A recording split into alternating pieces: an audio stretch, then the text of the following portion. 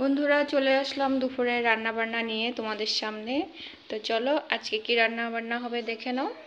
তো এই যে এখানে আছে চাপিলা মাছ, কেউ বলে কতরি মাছ, হ্যাঁ যে যেটাই বলো, সেটা রান্না করা হবে আজকে এই যে আলু দিয়ে। তো এখানে এই যে মশলাও আমি নিয়ে নিয়েছি, মশলা এখন আমি বেটে নেব। জিরা, এখানে আছে আদা, পেঁয়াজ, লঙ্কা, আর এই পেঁয়াজটা সোমবারের জন্য নেওয়া হয়েছে। আর শস্য বাটাও দিব আজকে মাছের ঝোলে। তো ঝোল তো হবে না, একটু ওই মাখা মাখা হবে আর কি। শস্য দিয়ে করব চাপিলা মাছটা, আলু দিয়ে মশলা দিয়ে। আর হবে ভেন্ডি ভাজা। তো ভেন্ডিটা জলে রেখেছি, তো এটা।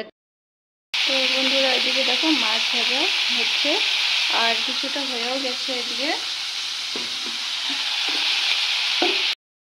দেখো তেলের মধ্যে জিরা আর পেঁয়াজ সম্বারা দিয়ে এখন এই যে আলুগুলো দিয়ে দিব।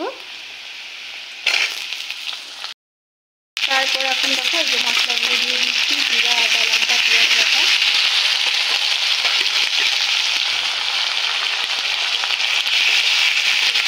তো তারপর এখানে যে লবণ হলুদ দিব, লবণ হলুদ দিয়ে এখন আলুটা ভালো করে মশলার সাথে কষিয়ে নেব।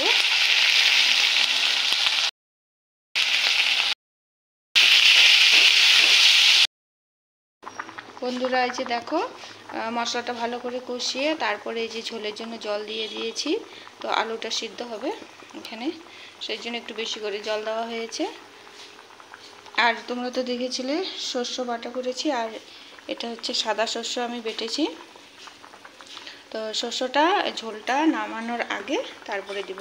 এখনও মাছ দেওয়া হয়নি, আর একটু পরে মাছটা দেবো, আর একটু ফুটে গেলে তারপরে মাছটা দেব। তো মাছটা দিয়ে দিলাম বন্ধুরা।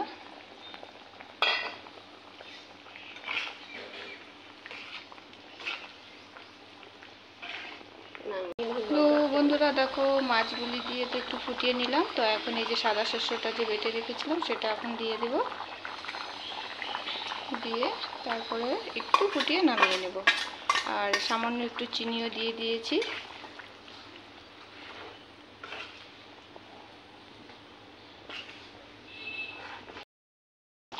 এই যে বন্ধুরা দেখো, মাছের ঝোল হয়ে গেছে শস্য বাটা দিয়ে।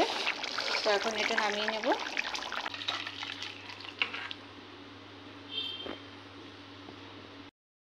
দেখো বন্ধুরা, ভেন্ডিটা কাটা হয়ে গেছে, আর দুটা আলু দিয়ে দিলাম। তো আলুটা একটু ভাজা ভাজা করে তারপরে এই যে ভেন্ডিটা ঢেলে দেবো এখানে। তো এই যে দেখো ভাজাটা হচ্ছে, এদিকে আলু আর ভেন্ডি ভাজা একসাথে।